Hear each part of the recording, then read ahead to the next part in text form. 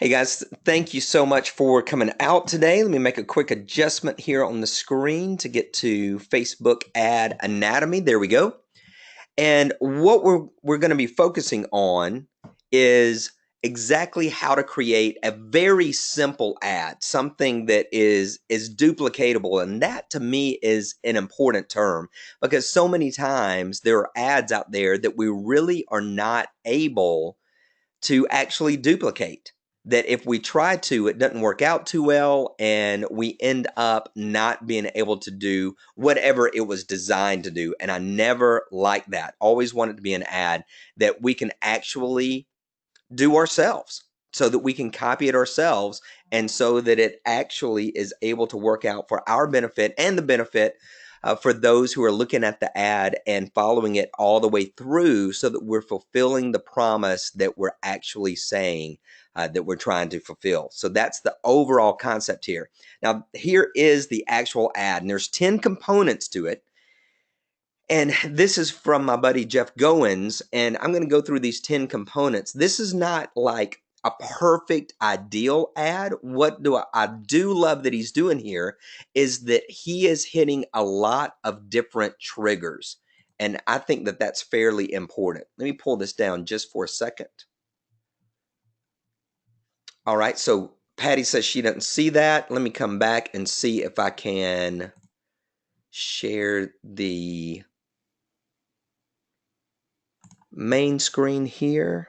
Let me close this one down and come back. So let me hit the Q&A.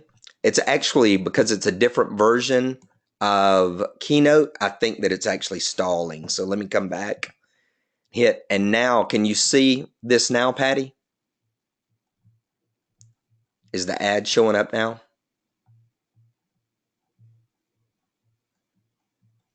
Okay, so let me see, screen sharing.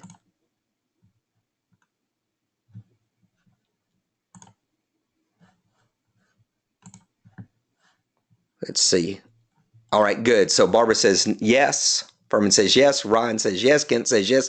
Okay, so I've got a brand new version of Keynote, and it didn't communicate very well with GoToWebinar, but I just got that reset, I believe. So we should be able to see it now, and my functions are working. Good. Okay, so number one is that Jeff says, Jeff Goins writer. I know this is tiny, and it doesn't seem like it's much, but him simply saying writer at the end clarifies to a large degree who this is for, right? So when you see Jeff Goins, comma, writer, you know what he does, you know what he is, you know what his occupation is or his focus is. And even though this is extremely simple, there is a great congruency between Jeff and what he's going to be advertising and what you're going to get from him. And I've seen so many ads out there where the page, the name of the page, does not match the ad at all. You know, sometimes I'm very cautious about where I'm running my ads from, because if I'm running it from the Paul B. Evans page, where it tends to be about personal development, about success, and about focus, productivity, things along those lines, I don't run my public speaking ads from there. I run those from Million Dollar Keynote. But even looking at this strategy, it may not be bad for me to change Million Dollar Keynote to Paul Evans, comma, professional speaker, because there would be a lot of alignment there that would really be able to right off the bat, for people to be able to look at it, to get an association and know that they're in the right place. So that might seem small, but him simply saying writer is fairly powerful. And number two, how do you quickly build an email list of 2,000 readers? So it's a great question. Now, a lot of the pros out there will say that the best ad starts with a yes question. So a better question might be, would you like to quickly build an email list of 2,000 readers? But when he says, how do you quickly build an email list of 2,000 readers? Most people are going to say, I don't know. But they have that desire. They want that. Another thing within number 2 that I like is that he calls them readers. When we name our group, it works out pretty well. So that if you are a coach, then it would be, how do you quickly build an email list of 2,000 clients or a membership base of 2,000 clients? If you're a newsletter publisher, then readers would work. Or how do you quickly build an email list of 2,000 subscribers? Or if you're primarily a trainer or an educator, how do you quickly build an email list of 2,000 students? So naming the group and the result can be extremely powerful. So Jeff says, how do you quickly build an email list of 2,000 readers? And I can tell you what, that there are a lot of the ones reading this ad or looking at this ad that are bloggers or are authors, because he's targeting them. And the bloggers, if they thought that they had 2,000 readers for every single article that they published, they would be hyper excited about that. They'd be like, wow, I'd love to have 2,000 readers. That would be incredible. So if right out of the gate, you can start with a question that also has infused within it a desire. He doesn't simply say, how do you quickly build an email list of readers? But it's very specific. So 2,000 is a number that a lot of people would love, but it doesn't seem like it's so big that they can't do it. If he had said, how do you quickly build an email list of 500,000 readers? People would be like, that's crazy. I don't know, that you can't do that quick. Whereas 2,000, it's right there on the edge of possibility. Maybe it could happen. Number 3, learn the practical step-by-step strategy. Learn the practical step-by-step strategy. I think he's using very good terminology for this particular group. He's not talking about magical, he's talking about practical. And that's very important to a lot of markets because they're tired of a lot of the marketing language, the obnoxious promises, the miracle working that's going to happen. But instead, people today, because they can't suspend their disbelief because they've been so abused, that they need just absolute truth. Learn the practical step-by-step strategy. Learn something that can absolutely be done. It's not like they're going to get the answer that changes their life radically in 29 seconds. But it's something they're going to learn, which they're familiar with. Why? Because even though they want readers, they themselves are readers. Learn the practical step-by-step strategy. It's nothing that seems like it's overkill. It's nothing that seems like it's so far out there it can't be done. It's very believable. Number 4, one student used to do just that. One student. So it's not necessarily Jeff that did this. It's one of Jeff's students that did this. And I think that's important because a lot of times that us as leaders or as the creator of the product or as the one who has become successful, a lot of people feel like, you know what? If Patty did that, sure she did. She's got the magic touch. If Nicole did that, of course, that makes total sense.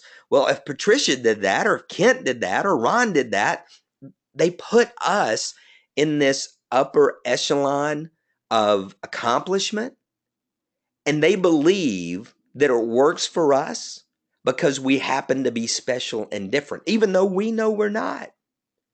But often our students don't believe that what worked for us will necessarily work for them unless we tell that rags to riches story and that we connect with them during the rags. But when Jeff says that a student did this, that tells you that somebody has learned it, somebody has applied it, and someone has accomplished it. And so it's not dependent on Jeff's magic, but somehow Jeff's magic has been transferred to a student who went out and was able to quickly build an email list of 2,000 readers. Suddenly it's within reach because it's not dependent on the leader, but that the knowledge and the process can be passed on to the one who is being mentored, to the one who is getting this passed on to them, and now that works. So that's pretty cool. So even in this first opening, think about writer, it clarifies who the leader is, what he does, and really what's being passed on. Number two, how you quickly build an email list to 2,000 readers. It's a believable question, but people don't really know the answer to it. The practical step-by-step strategy shows a process, and one student says that it can actually be passed on from the wizard to the apprentice, is basically the way that looks. I love this here in the middle of this image, and the image is super simple. Good writing deserves an audience. This is a statement of agreement, a statement of belief. And me as a writer, I think that's true. I think that good writing deserves an audience, especially if bad writing has an audience. I think one of the things that frustrates us often as creators is that we may feel like we've created something amazing and there's somebody else out there in the marketplace who hasn't, and they're getting all the accolades, or they're getting all the sales, and they're getting all the attention. Now, as a writer, when they see bad writers getting an audience that they don't deserve, it's very frustrating. So Jeff is tying into a belief here. Good writing deserves an audience. There might be 2% of people that would disagree with that. 2% of writers might disagree with that. But a majority of writers would agree with it. And here's the other great thing about the agreement is that he doesn't say great writing. If he did, then only a handful of his audience would agree, because they would not be able to self-identify. If the audience can't self-identify with the belief, you've lost them. So if he said great writing deserves an audience, a majority of his people would say, well, I'm not a great writer. Like, for example, me. I don't consider myself a great writer at all. I think I'm a passable writer, maybe a good writer, but not great by any means. So when I see good writing deserves an audience, I'm in agreement with that and believe that these are my people. If he had said great writing deserves an audience, I would still agree, but I couldn't self-identify with it, and so I would leave. I'd go, well, I'm not a great writer. Now, if this was about becoming a great writer, that would be totally different. But instead, he says good writing deserves an audience. I'm in total agreement with it, and I believe that I write good enough to deserve the audience. I believe I got a message that needs to be shared with the world. So in this fifth point, if you can have a statement of agreement that allows your audience, or the people who are going to see this ad, to say, yes, that's me. I agree 100%, and I'm on board, then that makes all the difference in the world in getting them to take the next step and click, because they've already bought in. So getting the click from there is super easy. Number 6 is this image of a typewriter. I think this is very subtle psychology here. Now, it could have been an accident, but I think it's on purpose. To a writer, there is somewhat the nostalgia or the belief that if I had this mountain cabin and I could withdraw from the world, and I'm looking out over the mountains, but maybe there's at the very bottom of the mountain that I'm on, there's this lake, where planes come in and land. It was the only way to even get to the cabin. And I've got this belief of this romance of writing. And then here's this typewriter. You can almost see yourself in this mountain cabin with this fire that is blazing, overlooking the other mountains in the area and the placid lake. And you're sitting there with your typewriter and you're just having to crank it out with sheets of paper. And it's old school. And for some reason, you believe that what you write in that setting with that particular tool is going to be amazing. Today they actually produce keyboards that are like typewriter keys that are heavy, and it actually makes the typing sound. And I know a lot of writers that are like, I love writing with that. Even though I'm using my computer, I feel like I'm using a typewriter, and it feels so much more authentic. So here's some subtle psychology. Even though the typewriter is part of the Tribe Writers logo, it's also speaking to that heart of a writer that thinks about the days of typewriter ribbon and keys, even though some of them have never used one, ever. But there's a romance that's there. So it creates this good feeling of you're truly a writer because you even look at this typewriter and dream of using it. So there's some subtle psychology in there that really fits and sells this ad. And all these things are just happening in split second, right? We're not actually thinking about the ad when we see it, but good things are happening. I want the readers. I believe there's a step-by-step strategy that has been passed on. A student has accomplished it.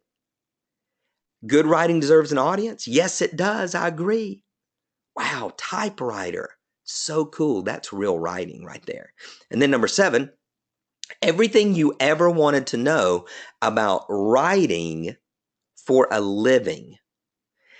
Now, here's a little bit of dissonance here. This is why I said early on that the ad could be a little bit better, because he mentioned at the beginning an email list of 2,000 readers. Good writing deserves an audience.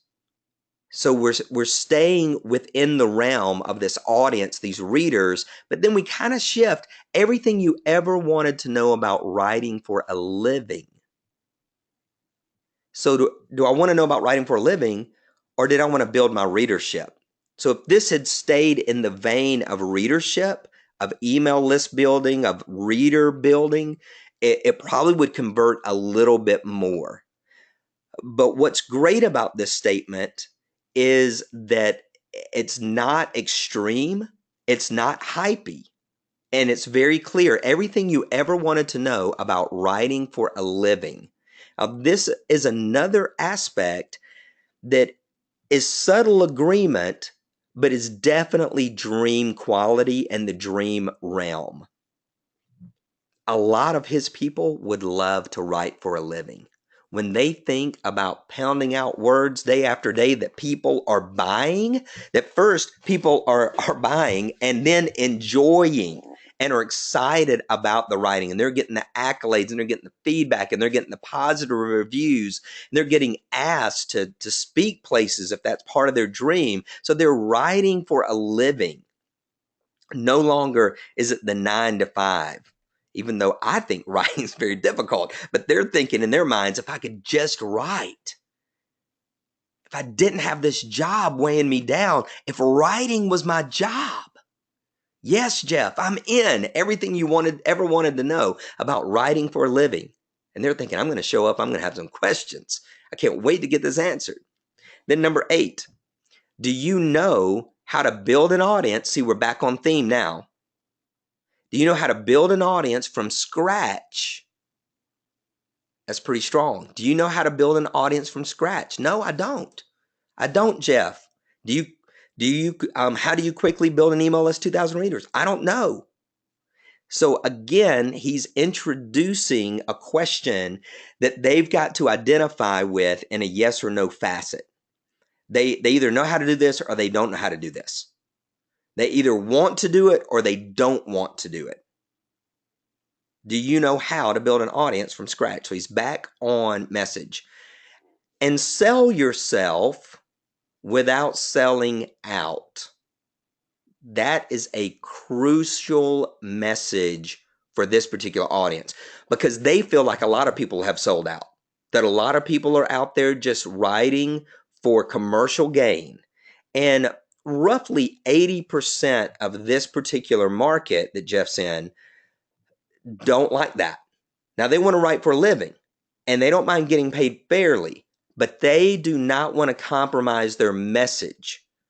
And they believe that that is selling out. When profit becomes more important than the page, they feel like they're selling out. And if it means that I'm going to have to go out here and compromise my message in order to build my audience, well, I'm just not going to do it. So he says, do you know how to sell yourself? Which they know deep down is essential, but they don't like it. And most of us don't. There's only a handful of people, a small percentage, that love self-promotion. Most people are hoping that they will put their art on display and that everybody will love it and that their impact and their influence and their income will just grow automatically without having to try. So they know they've got to sell themselves, but they don't like it without selling out. So that's a crucial component that shows that Jeff knows his market from the inside out. So if you can use a phrase and that you can approach the conversation that your market's having in their head and put that on the page, then you're revealing whatever their greatest fear is, and you're giving them an answer for it. So their fear is, I'm going to have to sell out. I'm going to have to sell myself. But Jeff says, hey, you're going to sell yourself, but you can do it without selling out. Yes, I'm in. And then finally, for a limited time, so he doesn't have a specific time on there. If he did that, there would be a little bit higher conversion rate. Learn how Jeff Goins wrote his way into a full-time career. Now, if this ad is showing up in front of his people, they already know Jeff's story. But if you didn't, and even if you did, even if you know his story, you don't get tired of hearing it. You know, some of us are like, well, I hate to tell that story again because they've heard it a dozen times. It doesn't matter. They want to hear it again. For a limited time, learn how Jeff Goins wrote his way into a full-time career. Now, that's the only part that kind of sounds a little bit magical, a little bit as if it just happened. But still, I don't think it's an overpromise. And it's not like, hey, you're going to wake up tomorrow and be rich. All you need is like some tinfoil and an internet connection. You know, it's not that at all. So I think it's a very clear promise. Now, I don't have this as number 11, but in the ad itself where it says jeffgoins.leadpages.co, you can actually change that. And that should actually be one more phrase. You don't have to use the link. You can go in and use the advanced settings in Facebook when you're creating your ad, and you can name that something different, or you can actually put in a sentence right there. And it might say something like free download. And free download, by the way, converts more than anything else currently on Facebook as far as an ad goes. Now, he's actually leading people to a webinar from here. So if he was to say free webinar, if people are really convinced that this is what they want, he's going to be fine. If they're not convinced, then the webinar is going to make some people go, I don't want to show up to another webinar. I'm exhausted by those. I'm tired of those. So, you know, something to think about when it comes to that final line on the page. But I didn't include it because it really wasn't strong and it's not one of the essential components. So let me go through these one more time. And then if you have any questions, just enter that in the Q&A and we'll be done. So Jeff Goins' writer, right out of off the bat, number one, he identifies himself, what he does, and what market he is for. That's number one. Number two, how do you quickly build an email list of 2,000 readers? He raises a question that they either know how to do or they don't know how to do, and he names the market, readers. This is what the people are going to receive, and that's just a great point so that people know exactly what they're going to be getting. It's building that particular market. Learn the practical step-by-step strategy. It's a process that can actually be learned. It's not overly hypey and it's not over-promising. Number four, that one student used to do just that. The student shows that the apprentice can learn the process, duplicate the result, and have this success, and it's not limited to the leader. Number five is an agreement statement. Good writing deserves an audience. Number six is the use of subtle psychology. In this case, it's an image that glorifies writing and brings romance to writing. So if you can do that within your market, give an image that really romances it. Like for public speakers, I can use a person in front of a large audience. That's romance to them. If I used a picture of of an audience of 2 and all these empty seats, nobody would be excited about that. Number 7, everything you ever wanted to know about writing for a living is a little bit disconnected from the overall theme, but at the same time, this market wants to write for a living. And that's another romance sort of statement, but it also shows that they're going to get all the knowledge that they need, everything you ever wanted to know. Number 8, do you know how to build an audience from scratch? If they say no, then it's assumed that they're going to be shown how to do it. Number 9, and sell yourself without selling out. One of the biggest concerns of the market. For a limited time, learn how Jeff Goins wrote his way into a full-time career. So how Jeff went from where he was, supposedly, I guess, working, into a full-time career writing. So the before and after shot is number 10, the before and after shot. All right, so that's it for the content. Any questions that you have? So Ron says, how often can you run this ad? Repeat it to the same Facebook fans? Yeah, you can run it as often as you want, as long as you want. So it really doesn't matter. You can do this ad ongoing if you want to, or you can just run it right before you're doing an event. If you're doing a webinar online, or well, it's where else would you do one? You're doing a webinar online. So if you are actually promoting a webinar, generally it works best if you run the ad a maximum of 72 hours out. And a lot of my buds say that it's really about 48 hours. And the reason is that within 48 hours, they can still feel that connection and that desire to attend, and you're going to keep their attention over that 2-day span. If it gets much beyond that, then people are excited on Monday, but by the time Thursday gets there, yeah, that itch isn't there anymore. So you can run the ad as much as you want, but if it's for a webinar or a specific live event at a certain time, the last 48 hours are going to be the most critical. Meredith says, so if I have a webinar, I should use free download even if the link goes to a webinar page. You know, only if you're able to keep yourself honest with that, Meredith. So let's say it's a webinar page, but right after they register, they get to download the notes or they get to download the worksheets. If you have an actual download available, then I would use free download. And if not, then I would say something like register now. Register now tends to pull pretty well. Also, learn more. Now, interestingly enough, register now doesn't seem to have a lot of dissonance, whereas sign up does. People like sign up. I don't know that I want to sign up. I got to use my credit card. Whereas register, people tend to associate that with putting their email in or something along those lines. And learn more just, simply means I'm going to click here and take the next step. And people are usually really comfortable with that. Clifford says, can you expand a little bit more on what this call to action should say? Now, notice that there's no super clear call to action here. That's how this ad could be massively improved. So there needs to be a specific call to action. Like if it said, click here for everything you ever wanted to know about writing for a living, it absolutely would increase conversions. You'd get more clicks because you actually have to tell people what to do. And it's almost a little bit hilarious.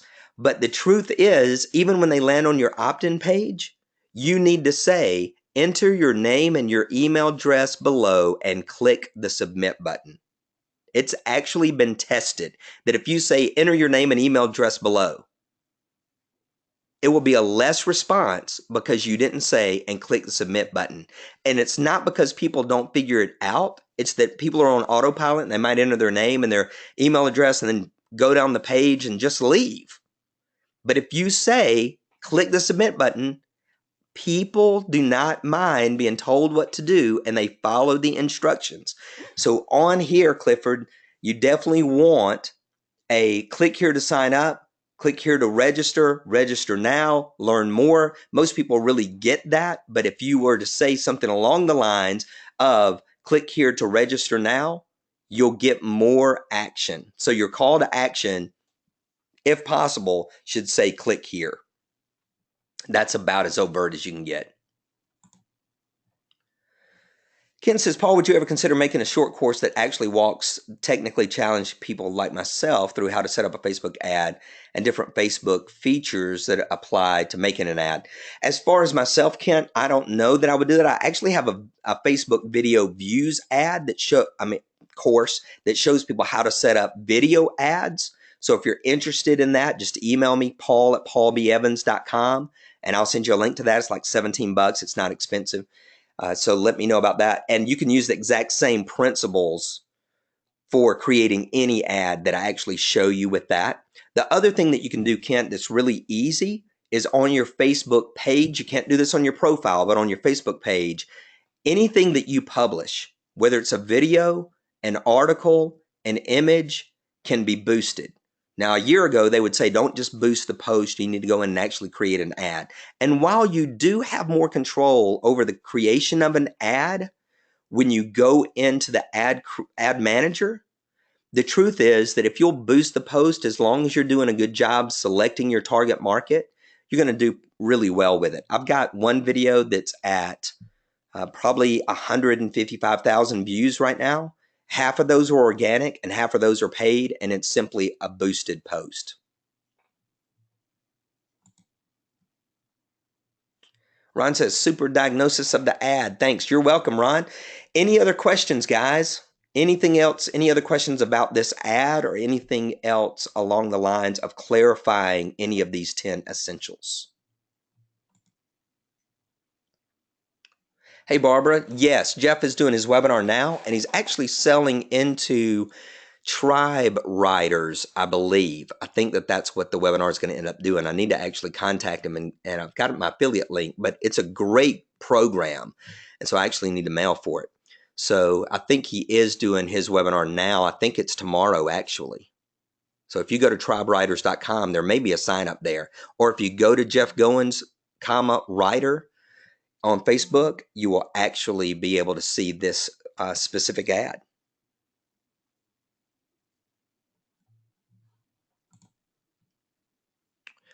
Meredith, the $17 product that I just mentioned is called Facebook Video Views, and it's how I run video ads on Facebook. Meredith said, this was a good webinar. I like that we didn't have to wait 30 minutes to get to the content. Yeah, I'm with you. I hate that as well.